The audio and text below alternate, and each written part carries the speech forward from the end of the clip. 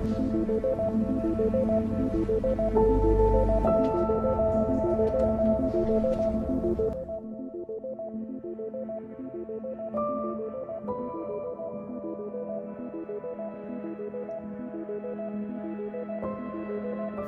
para pecinta film, selamat datang di One Day Film.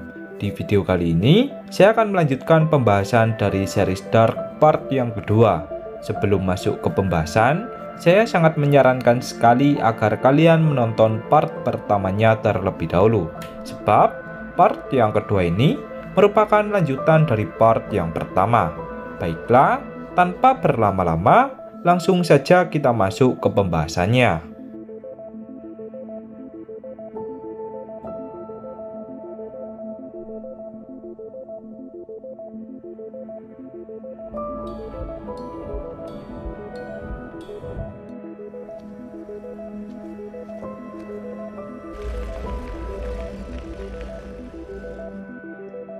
Part yang kedua dibuka dengan memperlihatkan Michael yang memasuki rumahnya di tahun 1986.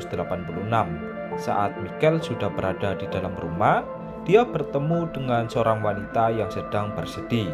Wanita itu pun bertanya kepada Michael tentang siapa dirinya. Michael pun menjawab dengan raut wajah kebingungan tentang di mana ibunya. Tak diduga, wanita itu pun tiba-tiba menangis yang membuat Michael merasa ketakutan. Mir weh! Was machst du hier? Nun sag doch was! Di rumah sakit, diperlihatkan seorang suster wanita yang di saku bajunya tertulis nama Ines. Seperti yang kita tahu, di tahun 2019, Ines merupakan ibu dari Michael atau nenek dari Jonas. Di kantor polisi, kita diperlihatkan seorang pria bernama Egon yang merupakan kakek buyut dari Bartosz. Sementara itu, di jalanan, kita diperlihatkan seorang wanita yang bernama Claudia. Dia merupakan anak dari Egon atau ibu dari Regina dan nenek dari Bartosz. Pada masa itu, diperlihatkan Regina yang masih berusia remaja.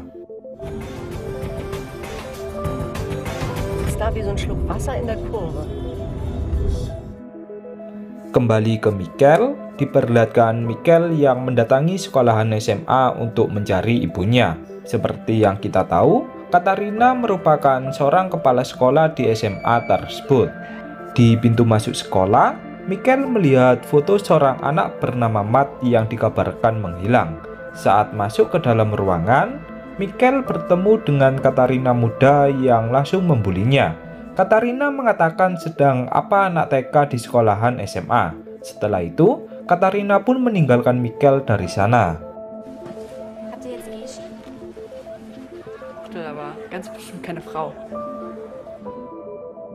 Beralih ke Claudia, diperlihatkan dia yang mendatangi perusahaan PLTN. PLTN merupakan tempat kerja dari Claudia.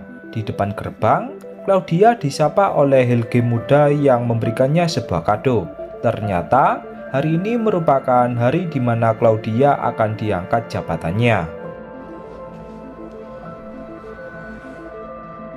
Di lain sisi, diperlihatkan Egon atau ayah dari Claudia yang mendatangi seorang pria karena mendapatkan laporan jika semua dombanya ditemukan tewas. Pria itu mengatakan kepada Egon jika dombanya mungkin saja dibunuh oleh seseorang. Pria itu menyuruh Egon agar mencari tahu dan menangkap pelaku dari semua ini. Di kantor polisi, saat Egon sedang menyelidiki kasus dari kematian para domba, muncullah Michael yang meminta bantuan kepada Egon agar mengantarkan ke orang tuanya. Egon pun bertanya siapa nama orang tuanya. Michael menjawab jika orang tuanya bernama Ulrich. Seketika, Egon pun langsung terkejut, sebab Ulrich yang dia tahu masih berusia remaja dan belum menikah. Merasa jika Michael menjadi bahan bulian dari Ulrich, Egon pun langsung bergegas ke rumah Ulrich. Saat akan pergi, Michael bertanya tentang tahun berapakah saat ini. Egon pun menjawab jika sekarang tahun 1986. Mendengar jawaban itu, Michael pun seakan tak percaya sebab seharusnya saat ini adalah tahun 2019. Michael belum menyadari jika dia telah melakukan perjalanan waktu. Melihat Michael yang terluka, Egon pun menelpon rumah sakit dan mengatakan jika akan ada seorang suster yang akan mengobati Michael. Saat Egon telah pergi, Michael melihat sebuah koran di meja dari Egon yang menginformasikan tentang hilangnya seorang anak yang bernama Matt. Di bawah koran itu terdapat sebuah foto yang berisi nama Matt dan juga Ulrich. Dari sini, Michael menyadari jika itu adalah foto ayahnya saat masih muda.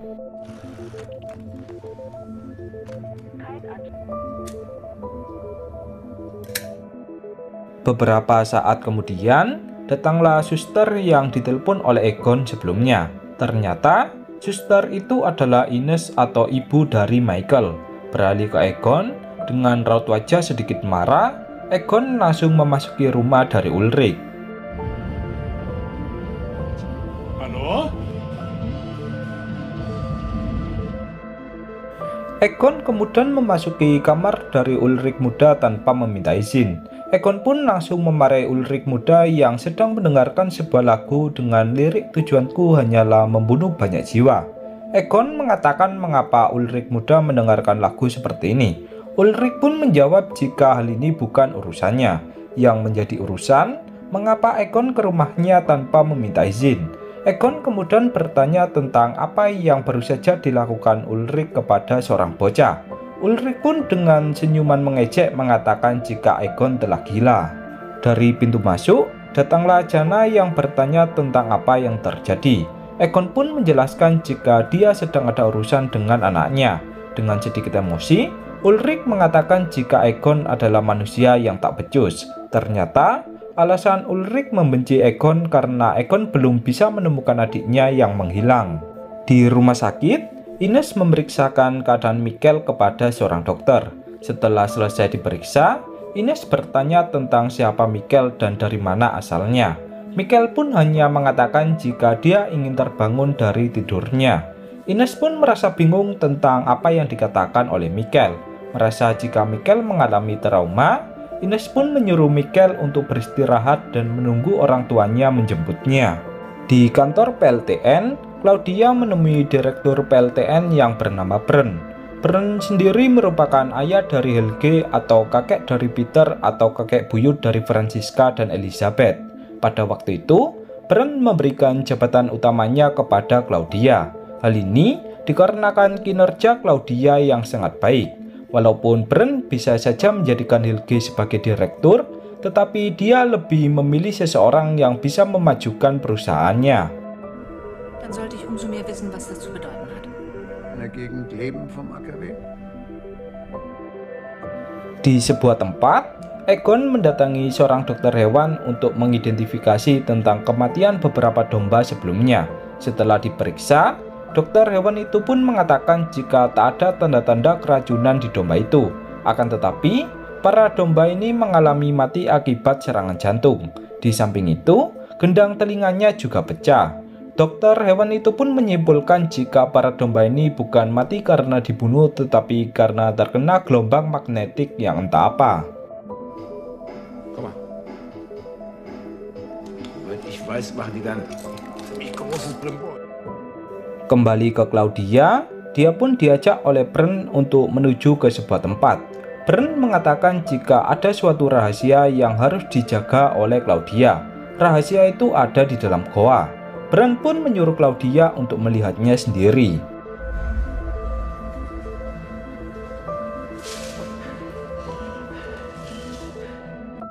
Beralih ke Michael, Ines memperlakukan Michael layaknya anaknya sendiri. Ines pun terus menghibur Michael agar dia mau bicara. Saat Ines akan pergi, Michael pun mengatakan jika dia berasal dari masa depan. Seketika, Ines pun merasa jika Michael sedang bergurau.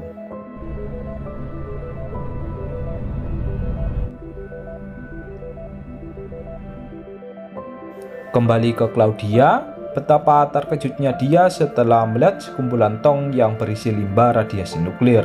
Alasan Bernd menyembunyikan hal ini karena tak ada solusi untuk mengatasi limbah radiasi. Pada saat malam hari, Egon mendatangi sebuah tempat yang merupakan tempat tewasnya beberapa domba. Saat Egon menyelidikinya, jatuhlah puluhan burung dari atas langit. Hal ini pun langsung membuat Egon merasa panik dan bertanya-tanya tentang apa yang terjadi.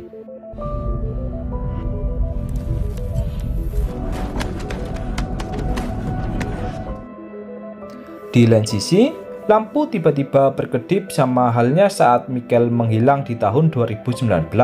Semua orang pun menganggap jika fenomena ini hanyalah gangguan biasa dari aliran listrik.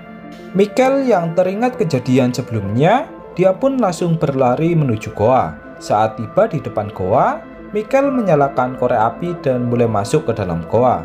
Di sisi yang berbeda, diperlihatkan Ulrich yang juga memasuki goa untuk mencari Michael. Bedanya, Ulrich berada di tahun 2019, sedangkan Michael dia berada di tahun 1986.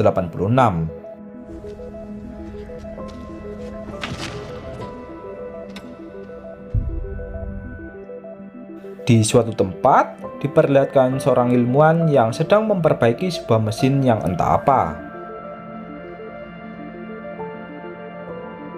Beralih ke tahun 2019, diperlihatkan Jonas yang mencoba memahami peta yang ditemukannya. Jonas pun bertanya-tanya tentang peta apakah itu sebenarnya. Jonas pun kemudian pergi ke sebuah goa untuk mencari tahu maksud dari peta yang ditemukannya. Willst du hin? Schule. Jonas? Di rumah sakit, Peter mendatangi ayahnya atau Helge karena laporan dari rumah sakit jika Helge sering pergi diam-diam. Peter pun menyuruh ayahnya agar berhenti melakukan sesuatu. Entah apa maksud dari semua ini.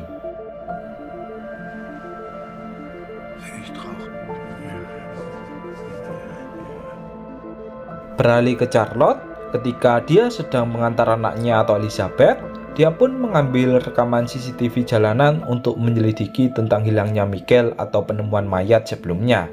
Sebab di sekitar goa hilangnya Michael terdapat jejak mobil yang entah milik siapa.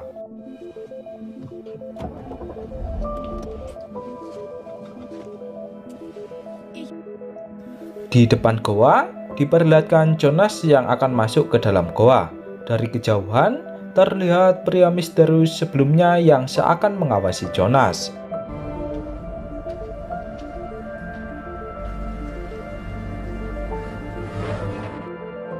Kembali ke Charlotte, setibanya dia di sekolahan anaknya, Elizabeth pun mengatakan dengan bahasa isyarat jika dia memiliki pacar baru bernama Yasin. Elizabeth pun mengatakan kepada ibunya jika mereka saling mencintai. Di sekolahan SMA, Magnus terus mengawasi Franziska karena dirinya memiliki firasat jika Franziska ada hubungannya dengan hilangnya Michael.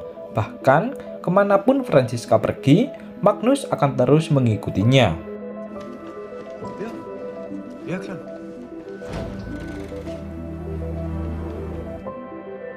Beralih ke Charlotte, terlihat Charlotte yang membawa bangkai seekor burung ke dokter hewan. Bangkai burung tersebut merupakan bangkai yang berjatuhan di depan kantor polisi sebelumnya. Setelah diperiksa, dokter hewan itu pun mengatakan jika kematian para burung ini akibat gelombang magnetik. Hal ini dibuktikan dengan keadaan semua burung yang mengalami kerusakan pada telinga bagian dalam. Di dalam goa, Jonas terus menyusuri lorong demi lorong untuk mencari sesuatu yang tertulis di peta yang ditemukannya.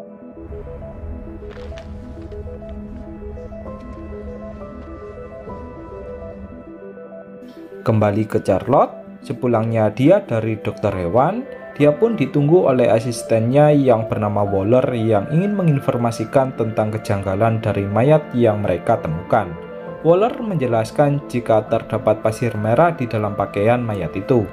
Charlotte pun memerintahkan Waller untuk menyelidikinya. Kemudian, Charlotte memutar rekaman CCTV jalan yang dia ambil sebelumnya. Tak diduga, di hari hilangnya Michael, terdapat mobil dari Peter yang lewat dari dalam hutan. Beralih ke Peter, terlihat Peter yang membersihkan pasir merah dari dalam mobilnya. Dari sini, dapat disimpulkan jika Peter ada hubungannya dengan mayat seorang anak yang ditemukan di sekitar goa. Charlotte yang menaruh curiga kepada suaminya, Dia pun menelpon Peter dan bertanya tentang apa yang dilakukannya saat pukul 10 malam ketika Michael menghilang. Peter pun beralasan jika dia sedang berada di sebuah tempat di tengah hutan. Secara diam-diam, Magnus mengawasi Franziska yang sedang menuju ke sebuah tempat. Magnus melihat Franziska mengambil uang di sebuah kaleng yang dia simpan di bawah tanah. Hal ini pun membuat Magnus merasa semakin curiga.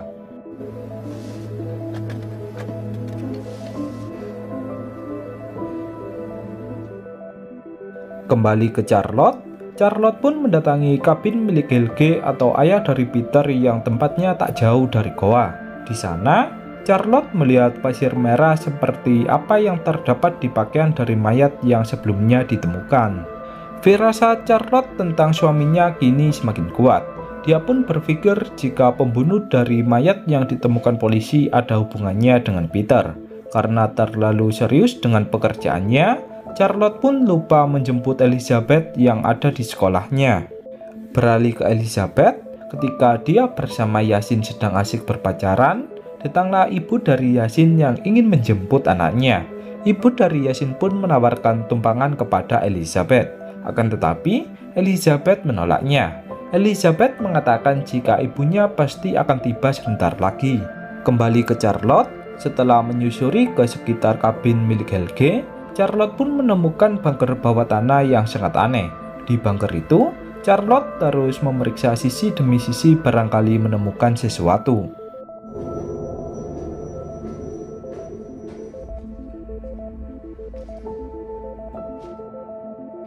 Beralih ke Franziska, saat dia baru selesai melakukan latihan balet, datanglah Magnus yang melabrak Franziska dan menuduhnya seakan dia ada hubungannya dengan hilangnya Michael. Dengan emosi, Franziska mengatakan jika semua ini tak ada hubungannya dengan Michael. Dirinya mempunyai sebuah bisnis yaitu menjual ramuan herbal kepada seseorang. Mendengar jawaban itu, Magnus pun menyesal karena telah menuduh Franziska yang enggak-enggak. Charlotte yang baru ingat jika sudah lewat jam pulang sekolah dari Elizabeth, dia pun menghubungi Peter agar menjemput Elizabeth. Charlotte beralasan jika dia sedang memiliki urusan penting. Beralih ke Elizabeth, karena sudah menunggu terlalu lama, dia pun memutuskan untuk pulang berjalan kaki. Di samping itu, diperlihatkan Helge yang kabur dari rumah sakit untuk menuju ke suatu tempat. Sementara itu, Peter yang baru tiba di sekolahan, dia pun merasa panik karena Elizabeth sudah tak ada di sana. Ich dachte, die wurde schon abgeholt. Aufgabenheft. Di lain sisi, Charlotte mendapatkan telepon dari Alex jika anak buahnya atau Ulrich memaksa masuk ke PLTN. Alex pun mengancam Charlotte jika hal ini terjadi lagi, maka dia akan membawanya ke jalur hukum. Charlotte kemudian meminta maaf dan membawa Ulrich untuk pulang. Charlotte menasihati Ulrich agar dia berpikiran bersih. Ulrich pun terus keras kepala jika PLTN ada hubungannya dengan hilangnya Michael.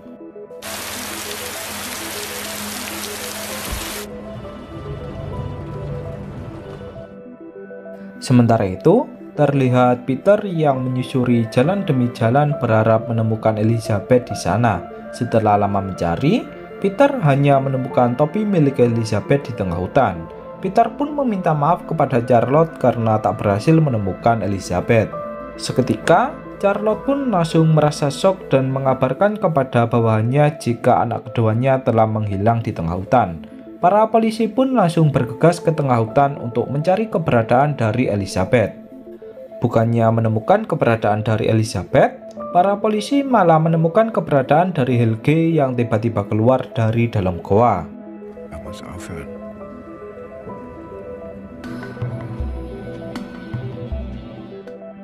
Sementara itu, ketika Charlotte sedang bersedih atas hilangnya anaknya, muncullah Elizabeth dari pintu masuk yang basah kuyup. Charlotte pun bertanya dari mana sajakah Elizabeth. Elizabeth menjelaskan jika ada seorang pendeta yang bernama Noah yang menemaninya dan memberikannya sebuah jam. Pendeta itu mengatakan jika jam ini dahulunya adalah milik Charlotte. Seketika, Charlotte pun langsung merasa bingung tentang siapakah pendeta yang dimaksud oleh anaknya, sebab dia tak pernah mengenal seorang pendeta selama hidupnya. Di samping itu, Peter mendapatkan telepon dari Waller yang mengatakan jika dia menemukan Helge keluar dari goa. Keesokan harinya, ketika Yasin atau pacar dari Charlotte berjalan sendirian di tengah hutan, dia tiba-tiba diculik oleh seseorang yang mengatakan jika dirinya melakukan hal ini karena perintah dari Noah. Jadi, siapakah Noah sebenarnya? Kemudian, part yang kedua pun berakhir. Du musst ja